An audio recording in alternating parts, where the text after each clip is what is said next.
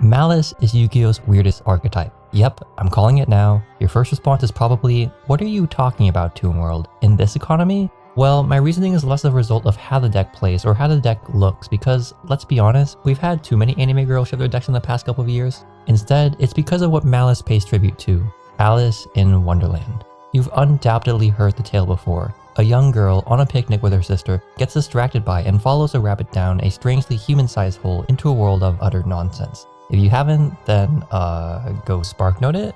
Lewis Carroll, aka Charles Dodgson, created the iconic work having been inspired by stories he would tell the daughters of his friends for fun. And boy, has Alice in Wonderland inspired so many things in return. Animated movies, live action adaptations, a really cool set of horror games that I would plead you to try out, slot machines, so it's only fair that our beloved children's card game gets a shot at the matter too. Each and every card in the Maliss archetype pays tribute to some part of Dodgson's novel and its sequel Through the Looking Glass. Today, I'll be explaining how. Note that I'll only be covering the cards within crossover breakers. We can talk about any newer cards in the comment section below. Furthermore, I'm only going to approach Maliss from the Alice in Wonderland angle. I won't be talking about the illusions the deck makes to coding and hacking. Without further ado, let's go down the rabbit hole together, starting with the main deck monsters. We have 3 in total: Maliss Pawn White Rabbit, Maliss Pawn Cheshire Cat, and Maliss Pawn Dormouse. White Rabbit evidently draws from the White Rabbit of Alice in Wonderland. The two clearly share a name, there's no denying that. You might also catch the big pocket watch the girl in the card art is holding, a reference to the same item the character in the book carries with him everywhere. But there's more to the matter than just appearances. In Dodgson's fantasy, the White Rabbit is the primary catalyst for Alice's adventure. Alice notices the talking animal and, surprised that it's capable of speech because, you know, who wouldn't, it's a talking rabbit for God's sake, convinces herself to follow it down a rabbit hole. From a symbolic standpoint, the White Rabbit represents curiosity. Not just Alice's curiosity, but also the concept as a whole. His frantic nature and fear of being late can be seen as a proxy for how frantic the emotion can actually be. It demands so much from people to the point of turning the most cautious, logical beings mad. Just think about the last time you made an impulse buy on that newly printed but really awful rogue deck. I know I've done that way too many times. Yugioh's White Rabbit on summon tutors out any of your Maliss traps. It is the epitome of a starter like Stratos, Alistair, or Candina in years past. Essentially, a card that enables you to access the core pieces of your engine so that you can execute the central strategy of your deck. In a way, White Rabbit is kickstarting your journey through a duel, kind of like how the original White Rabbit did for Alice's journey through Wonderland. The level 3 monster's additional effect that prevents battle damage between your Maliss Link monsters and your opponent's monsters could be interpreted as an homage to the madness of Dodgson's world. You are quite literally confounding a key game mechanic that would otherwise allow your opponent to win. I know that I might sound like some crazy conspiracy theorist right now, but I genuinely want to believe that there's some substance in these design choices. In other words, I'm just gonna keep cooking until this kitchen is burnt to the ground. Maliss Pawn Cheshire Cat is obviously a play on Alice in Wonderland's Cheshire Cat. Putting aside the identical names, the girl in the card art clearly tries to replicate the signature toothy grin of the mischievous animal. Also, the checkered left stocking and striped tail she has, even though the former is a garment shared between all 3 main deck monsters, this feels extra appropriate here given many artists' choice to depict the original cat as a multicolored fiend. Again though, there's more to dissect here than just the visuals. The first time that Alice meets Cheshire in Wonderland is at the Duchess's house where, after being stalked by him for some time, approaches him for directions. The animal talks very enigmatically, almost as if only encountering an Alice for the first time and trying to understand who or what she is. At one point, Alice asks him, "How do you know I'm mad?" To which he replies, "You must be, or you wouldn't have come here." "And how do you know that you're mad?" she follows. "Well, because a dog's not mad." Without diving further into the several interesting exchanges Alice shares with him, Cheshire's knowledge of the ins and outs of Wonderland, as well as him acknowledging his own madness whereas others do not, has conferred him a role of wisdom and guidance. Of course, the same could be said of the Caterpillar, a different character that Alice meets later on, though he might be better in line with self-reflection or change, given the innate meaning in the biological process of metamorphosis. Some readers have even tried to associate Cheshire with more abstract concepts, likening him to the subconscious mind or the freedom that absurdity allows. This takes into account his ability to disappear and materialize wherever he desires. Though I really like that thought, we'll stick to the first inkling for the sake of brevity. Yugioh's Cheshire Cat can be interpreted in a similar manner. It allows you to banish a Maliss card from your hand in order to draw more cards. Drawing cards has always been a means to an end, a way to find certain cards you need when you don't have them already. Things like Pot of Extravagance, Pot of Desires, and Allure of Darkness have consistently been used for this purpose. In essence, drawing cards is the equivalent of you guiding your hand to a point passable for you to start making key plays. This is fitting for Cheshire Cat since Wonderland's Cheshire again helped guide Alice to the Mad Hatter's Tea Party and many more locations. Of course, not all paths are intended to be good paths, hence why the Yu-Gi-Oh card can also direct your opponent's cards to the banished zone should they be destroyed in combat with your Maliss monsters. Finally, we can get to Maliss Pawn Dormouse, which, surprise surprise, is without question the Dormouse in Alice in Wonderland. There aren't too many visual cues in the card's art that connect the two as opposed to Rabbit and Cat. At most, the girl appears sleepy like her counterpart and is, of course, a mouse humanoid hybrid. Unlike Wonderland's White Rabbit in Cheshire, Dormouse doesn't occupy a huge role in Dodgson's story. He first appears at the Mad Hatter's Tea Party and then later at the trial of Who Stole the Tarts. In both instances, he's presumably asleep, though one provoked claims that he is not. You know, the same way I tell you I shut up about Magical Musketeers and then, oh no, a whole video about the deck that I'm definitely not hoping you secretly watch. These traits are at least enough to confer onto Dormouse two predominant comparisons, the first of which has him as the embodiment of ignorance. Despite the crazed nature of the world around him, for example his head literally being stuffed into a teapot at one point, he is able to sleep in bliss.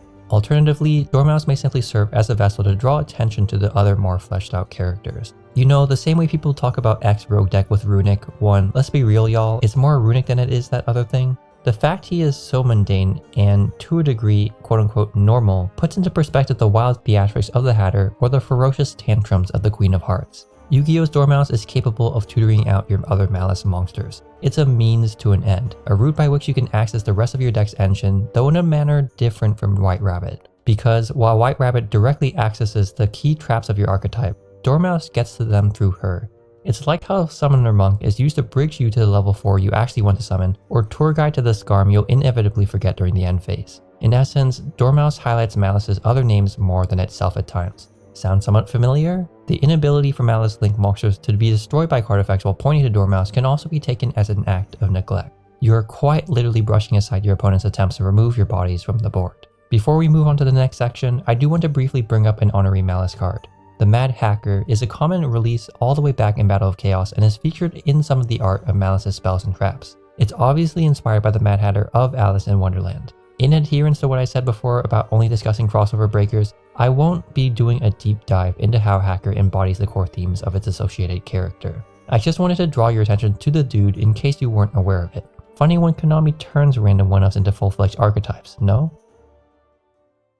Similarly to its pool of main deck monsters, Maliss has 3 extra deck monsters: Maliss Queen Red Ransom, Maliss Queen Hearts Cryptor, and Maliss Queen White Binder.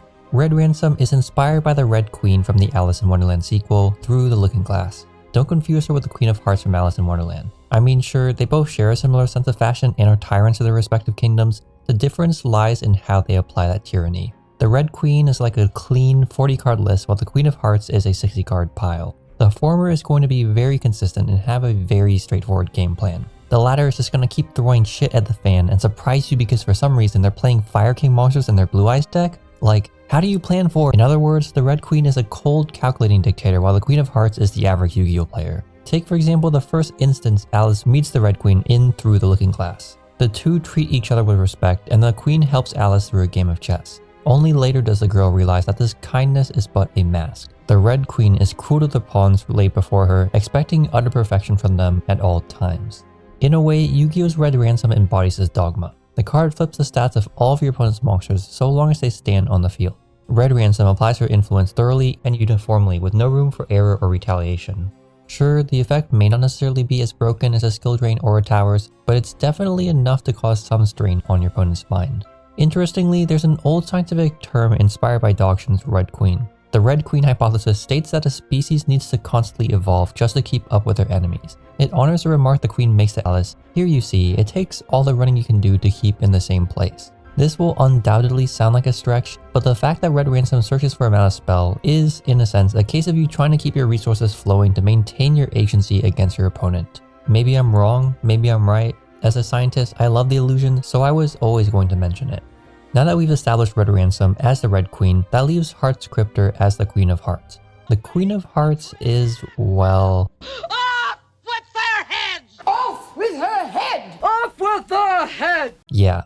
As I had said earlier, the Queen of Hearts, despite being a dictator, comes off as a tantruming child. The first time Alice meets her, she's squawking for some of her men to be executed after they painted a white rose instead of a red rose onto a pillar. In the croquet game following this, she demands the same of players who don't abide by her ambiguous made-up rules. And of course, at the trial for the knave who supposedly stole her tarts, she screams a phrase at anyone who dares speak up against her. Alice would have been the queen's final victim had she not awoke from this strange dream. In essence, the Queen of Hearts is a volatile ruler that can symbolize both the irrationality of adults and the oppression of a monarchy in the dissolution age of Victorian society. Hearts Cryptor, as of the first wave of Maliss, can be likened to the Archetype's boss monster. The card has a powerful quick effect where you can shuffle a banished Maliss name into your deck to banish a card on the field. This cannot be responded to or negated. The fact that Cryptor is non-targeting could be representative of the Queen of Hearts' indiscriminate punishment of those around her. Your opponent can't really predict what card you're going to banish, the same way Alice couldn't predict who was next on the chopping block. Adhering to this logic, we find that the inability for opponents to respond to Cryptor's effect is an adequate tribute to the dynamic the Queen of Hearts held with her subjects, or any monarchy for that matter. The very last Maliss extra deck monster is Maliss Queen White Binder. Like Red Ransom, this card also references Through the Looking Glass via the White Queen. While the Red Queen embodies a controlled ruler and the Queen of Hearts a frivolous one, the White Queen is merely inexperienced. She constantly requires Alice's aid and confers onto the girl absurd ideals. Needing Alice to play most of her moves on the chessboard they share, claiming that Cham Tomorrow and Cham Yesterday exists but never Cham Today, what the heck does that even mean? Urging Alice to believe more in the imaginary than the tangible to make her life easier, they're all foolish thoughts and actions, one you might expect from anyone but the leader of a kingdom. Whereas the Red Queen and the Queen of Hearts may symbolize the chaotic nature of adults, the White Queen acts as a role reversal. She is a dependent to care for while Alice is the actual adult in the room. Going back to Yugioh's White Binder, the kitchen might be burning just a tad bit. The Link monster, in my opinion, doesn't offer too many cues to honor Dodgson's character. Initially, I was thinking, okay, the triple DD Crow effect is insane during your turn, but it's more insane if you could possibly resolve it during your opponent's turn. In a way, that makes White Binder reliant on a card like Maliss code GWC06 to gain more value like the White Queen was reliant on Alice. Yet, as I had literally just stated, there is a lot of merit to rearranging your opponent's graveyard during your turn. Your own graveyard too to trigger some of your names and to continue your combos. White Binder can also set a Maliss trap card. As I had claimed through my talk about White Rabbit, those things are crucial to getting the Archetype's engine going. Maybe this entire paradox is just a role reversal. The White Binder can be strong in certain situations, as is the Clumsy Ruler, occasionally composed but oftentimes not. I'll ask you all if you have any takes on this debacle in the comment section below. Before we go to the next section, there is one last bit of cool trivia that I want to bring up regarding the Maliss extra deck monsters. Maybe you noticed, maybe you didn't, but Red Ransom and White Binder have inverted schematics for their Link arrows. Sure, this could be pure coincidence, but funnily enough, Through the Looking Glass has Alice stepping through a mirror to re-enter Wonderland after getting bored playing with her cat. The Red Queen and the White Queen in the story are in some ways at odds with one another. I'm just saying y'all, there's definitely some trickery going on here. Whereas the Maliss monsters reference characters in Alice in Wonderland, the Maliss spells and traps reference chapters. The deck's only spell in fact should be so obvious in what it alludes to that I shouldn't even have to say anything. Just kidding, you're being held hostage. Maliss in Underground clearly plays homage to the beginning of the campaign where Alice follows the White Rabbit into Wonderland. First, there's the card art showcasing Dormouse, Cheshire, and White Rabbit diving headfirst into the unknown. Next, Underground can tutor out any of your Maliss names by banishing them from your deck and triggering their recursion effect they share. You're essentially sending your monsters from their typical home to a zone that isn't always easily accessible, most of the time at least.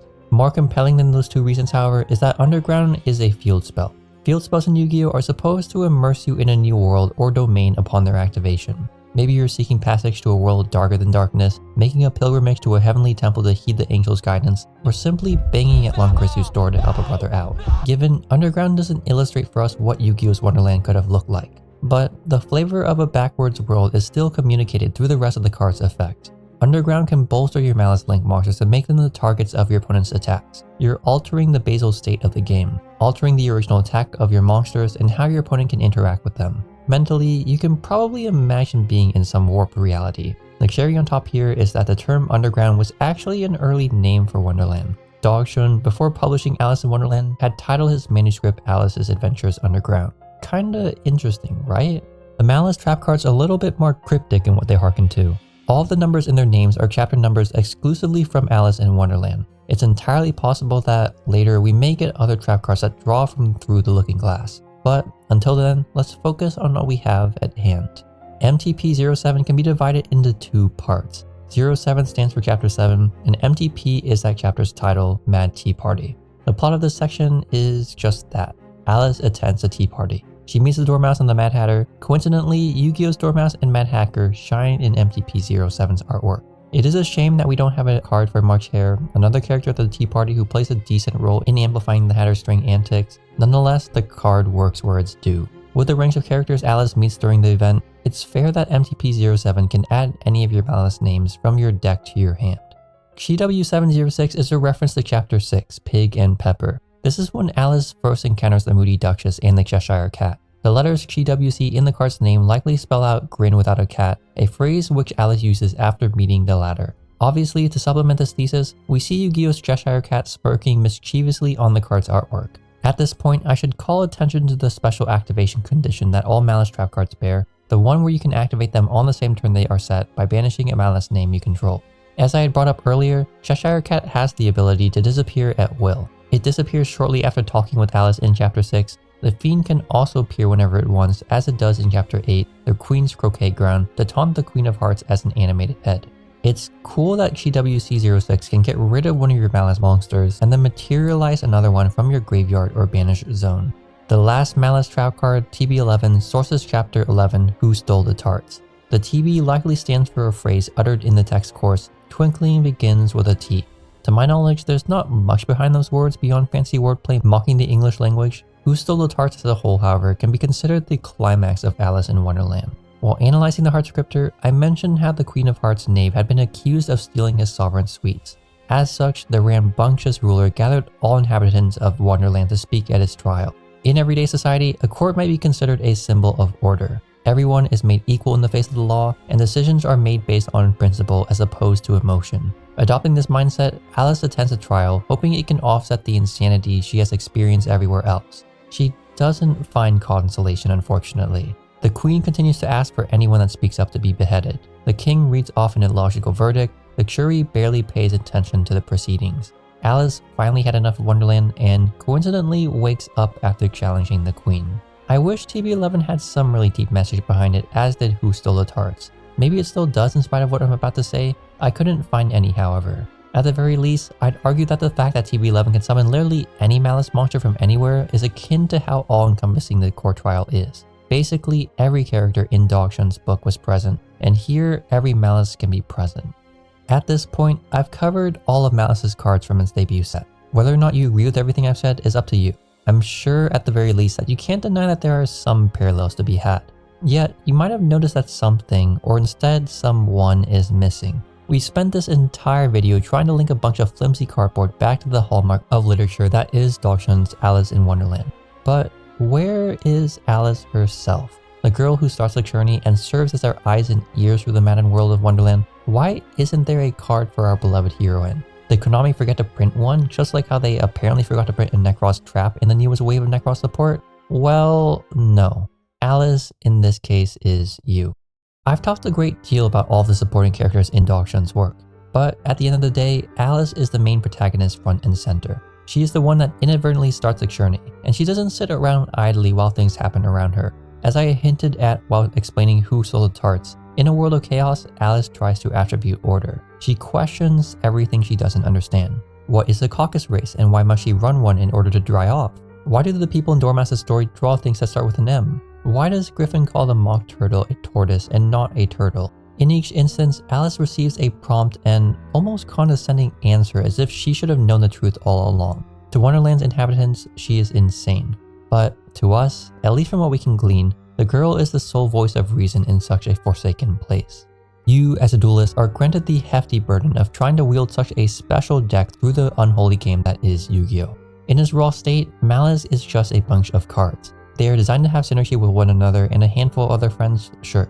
But if built incorrectly, they'll amount to nothing. A box of scraps that you could pick up from the streets, at least a year later after Konami reprints the Archetype into the ground. Surely you agree. You've had to have come across a deck list for your favorite deck amid the many on YouTube at some point and cringed at certain ratios you've seen. It's pretty easy to mess things up.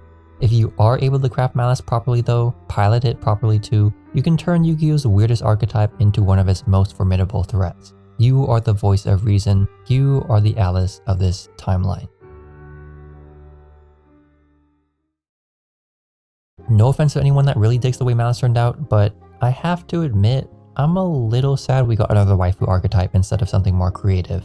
There are so many cool ways you can spin the characters of Alice in Wonderland. You could take them at face value, a silly bunch of talking animals, and a loose pack of sentient playing cards. You could turn them into conniving criminals of a bustling undercity, competing against one another for territory as Christina Henry did in this book. You could even transform them into ungodly eldritch horrors the likes of us, let alone a little girl, would never be able to comprehend. So to liken Alice in Wonderland to your average seasonal anime kind of feels a bit disingenuous. Though that's just the opinion of some random person on the internet. Aside from this one qualm, I am more than happy that Yugioh finally has an Alice in Wonderland archetype. It was overdue in all honesty. Maybe you could tell through how much more essay-like this video was versus other videos I made, but I have a soft spot for the novel. I read the book when I was young and fell in love with its sheer absurdity, wrote a full-blown paper on it for one of my high school English classes, and played through the horror game adaptation one too many times. Again, you all really need to try this one out. I hope the deck gets more support in the future to highlight more of the characters or content from Through the Looking Glass. That said, I hope you enjoyed today's video, maybe even learned something new from it. If you did, please like the video and subscribe. The support generally helps the channel out a ton and really helps motivate me to produce more content. If you're feeling extra generous, there's also a Patreon link below. Join my Discord group if you ever want to talk about all things Yu-Gi-Oh! Otherwise, I hope you have a good night.